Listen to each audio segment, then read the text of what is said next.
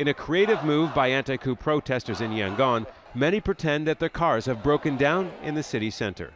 Parking in the middle of streets and on bridges, an act of civil disobedience to vent their anger at the military for overthrowing the government, but also to make it difficult for security forces to move around the city as protesters gather for another day of rallies.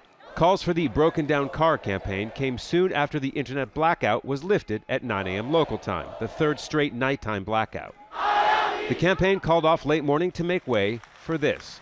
Thousands of people gathering in the Sule Pagoda area of Yangon right next to City Hall.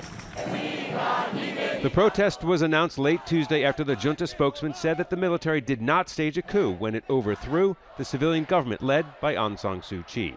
Adding to that, news that a second charge has been filed against Suu Kyi. The military told the public that Aung San Suu Kyi would appear in court on February 17, but they changed it to get media attention.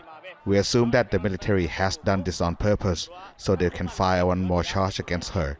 This is the reason we are on the street again.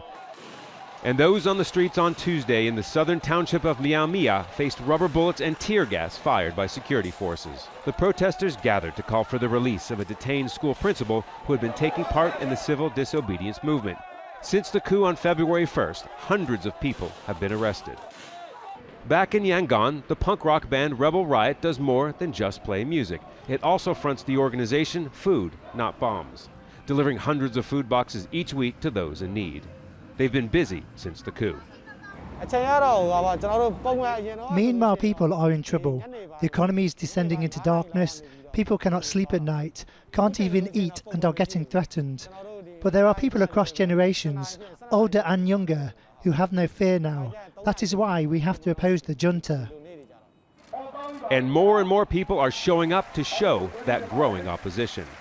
But the junta appears to be ignoring that, instead further justifying its takeover and arresting more people who are organizing or even just taking part in the movement to counter its coup.